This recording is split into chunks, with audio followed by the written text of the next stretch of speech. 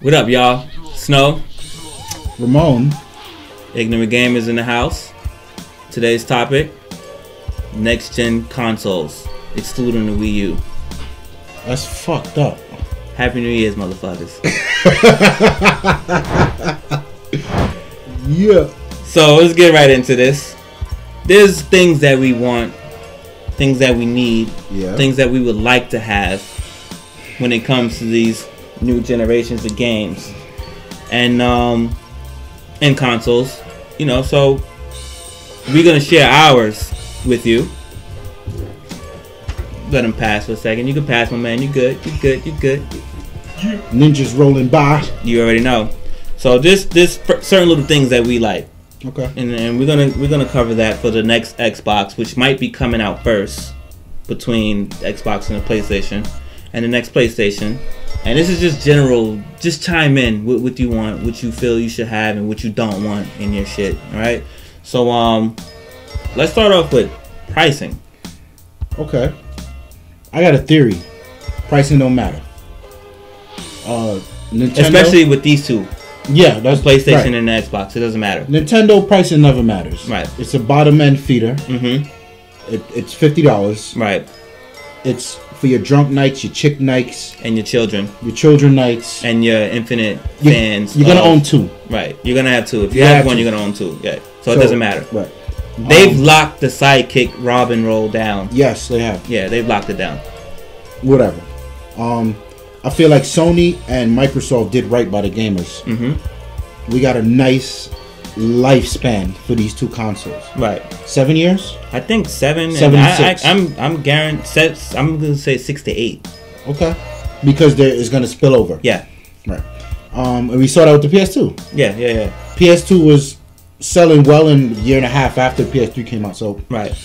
But what I think is gamers coming in knowing that this thing's gonna last me enough, a good 5-6 years. Mm-hmm. They'll spend money. Considering that we have 0 red lights and yellow lights this time around, Okay. I think people are going to be even more confident to go up and pick these systems out day one and not wait. Right. I don't know. I mean, myself, I didn't jump on the Xbox out the gate. I'd never jump on anything out the gate. I wait like a month or so. And for this one, those red rings kind of was like, oh, well, hold up, what's going on here? And I was eager to jump on the Xbox because the one thing that I had a problem with, they had fixed, which was the controllers. They did a revision 2 for the original Xbox, and then they perfected it for the 360, and I was eager to jump on that. Fun fact, that was the most expensive consumer product recall in history. That's crazy. The Xbox 360. And Microsoft handled it well. Yeah. And they've been through countless iterations of OEMs to get it right. So I'm going to jump on that too with the pricing as well. Mm-hmm. So we already know that Xbox is already hinting at, there's this set-top box version. Right. Then there's going to be, let's just say, just for sake of conversation, an arcade version and then the deluxe version. Kind of like the Wii U is already done with the 8 gig and the 32 gig. Are you think we're going to be part of this nickel and dime game again? I don't think it's nickel and dime. Okay. I think it's choice. Okay. Because the Wii U exists. It's very real. Mm-hmm. Now the Kinect offers a good size competition to the Wii U. Mm-hmm. So for the same price, if you can get an Xbox that doesn't have all the graphics GPU power of a raw Xbox edition, it's just access to the Xbox Live Arcade, access to your Netflix, your Hulu, and it can play, and it's got the Kinect. All right. If they can bundle that and undercut the Wii by 50, I don't think it's nickel and diamond. I think somebody out there is gonna like that option, as opposed to buying a straight up $600 to $700 version of just raw, straight Call of Duty Battlefield power that they'll never use. Okay. My thing with the nickel and diamond is what the PlayStation did, and down the line, I actually think the Wii U is doing this too. That you have your 20 gig, your 60 gig, your 40 gig, and your 60 gig, and then later you drop 2 versions of the 80 gig, and now it's a 120, a 160, a 250, and a 500. And the biggest change is you installing everything on the goddamn console like it's a PC. So you forced everyone out of the range to buy new consoles or to do some ranky-dink, you know, installation of a new hard drive, which for the general public is not going to want to do. Yeah. So that's my idea of it. I say, well, yeah, out the gate, as a PlayStation, yeah, you're kind of burned by that. Yeah, yeah. And every time they did it, they removed features. Right. Which is most of the stuff I didn't really care for, but like it's still a thing. Yeah. Like people were looking forward to it. I say this with the Wii U too. Anything under 120 gigs should not come out. No way. Hard drives should cost as much as the mic we're using to record this by the time that... Right. So... I mean, if we're not talking terabytes by then... Right. Because you got to figure, we got things like 4K resolution coming down the line. Right. Which means 4K media. Which means 4K games. Which means 4K games. Right. Like, and then you're talking 256 gigabytes a stream? Like, come on. Now, we need space. Now, if the mediums are going to be Blu-ray across the gate... It will be. So now we're talking about downloading. I mean, already on the PlayStation Network, you can download certain games. I think there's a 7 gigabyte game. There's 5 gigabyte games, 7 gigabyte games, and I've seen one that goes up to about 19 or 20 something gigabytes. Which is odd. Right. Because Blu-ray is supposed to scale up to 40, so they lied. No. No one's been able to fulfill that information yet. Okay. But it's either that or what's the game? Battlefield. That just came on 2 discs. Halo, 2 discs. Okay. So I got you. Now we're getting back to the single disc. Okay. So that still works, you know.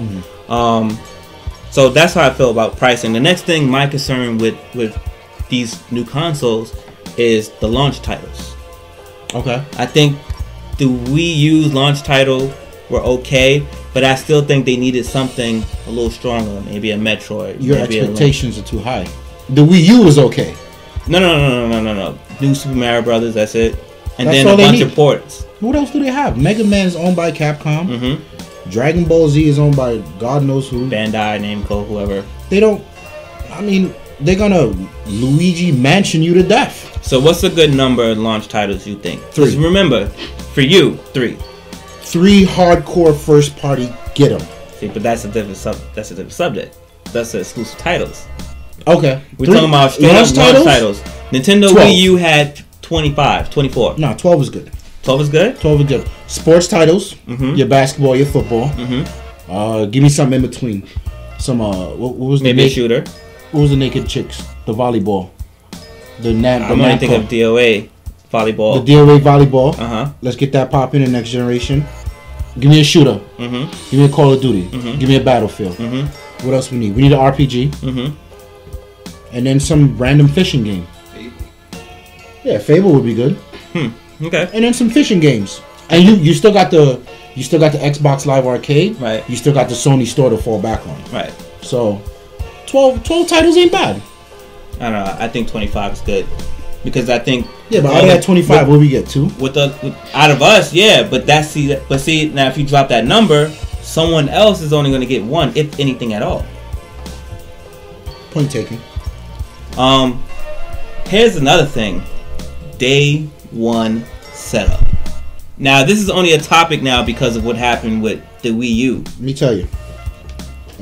And this thing was released in Canada, right? Yeah. Where there's known data caps. Right. So if you think you're going to release an update, a 456 megabyte update for a half-ass, almost next generation game, 456 megabytes. Yo, no. It was half a gig. No, it was 5 gigs. 4 to 5 gigs. It was 4 to 5 gigs. I stand corrected. And Nintendo, you stand on nothing. 4 to 5 gigs of what? That can't happen on my console. How does Mario...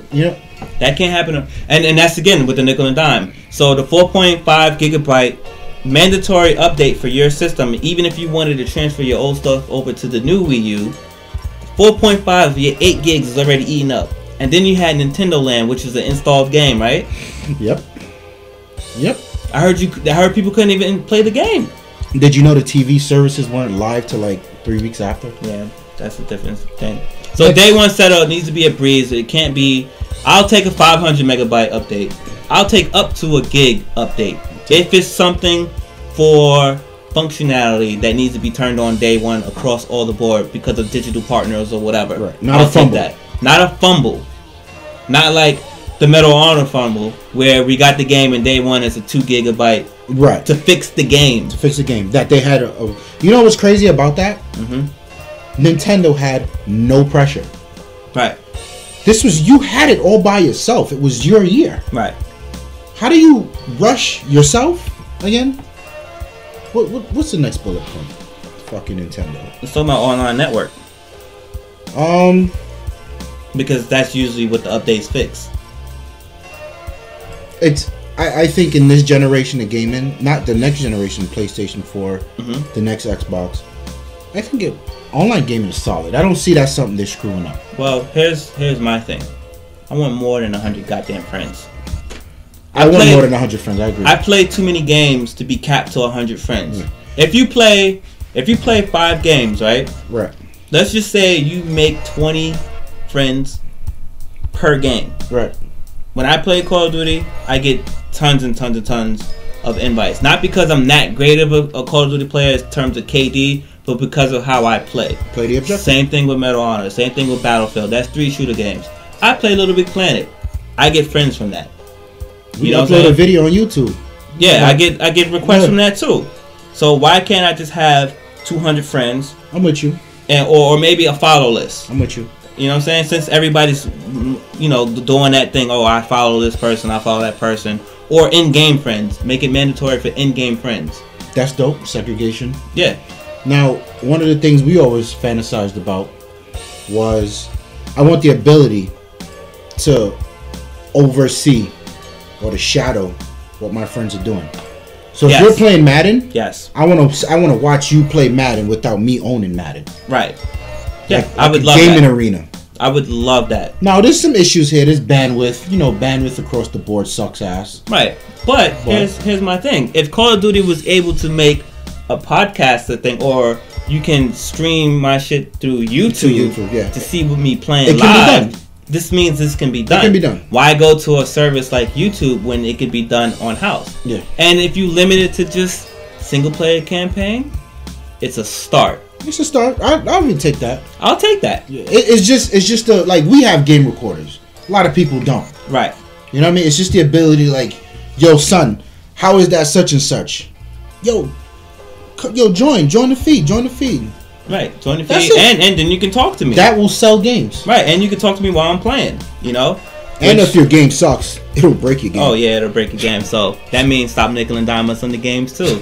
So I guess with that brings into the community feature. Yeah. This talks about just to be able to have a better community online. Maybe cross-chat for some people. You don't like cross-chat? I don't like cross-chat when I'm playing online games because I think it takes away from the people I'm on the game with. But they sucked anyway. Why you want to talk to them? Because even the people with the low KD can still do objective-based things. They just don't know what the hell is supposed to know. You can instruct the person. I can't imagine me playing the first time I jumped on SOCOM, and if everybody had cross-chat, and they're not playing, they're not talking to the people in the game. Right. I didn't know what the hell I was doing. Okay. I almost got voted out because I didn't have a mic on. You get what I'm saying? I got you. And I'm like, okay, you only got one life to live when you play in a round. So you better get it right. And they can't tell me and instruct me like, yo, Snow, you might not want to be there. You might want to look towards this. These people been running across. I got you. So that's my whole take on that. It's a bit touchy. I say have it. I say now that I'm on the Xbox playing too. Right. I get where it's dope at. Like when we was doing the Warfighter thing. And then when we was playing Horizon, some of y'all were playing Horizon, some of us is playing Black Ops, some of us is playing, like we're all doing different things and we getting all caught up, like that shit is dope. Right. But I also feel like it ruins the fundamentals of the game. Right, because then I jumped on Battlefield, and people are sending me invites, I'm denying them, and I'm trying to talk to people that's in the game, they're on cross chat, and we're losing. And it's a matter of, I can tell you where the problem is coming from, because I see all you guys dying over there. Y'all not paying attention to it. That's some old Nintendo shit. Right.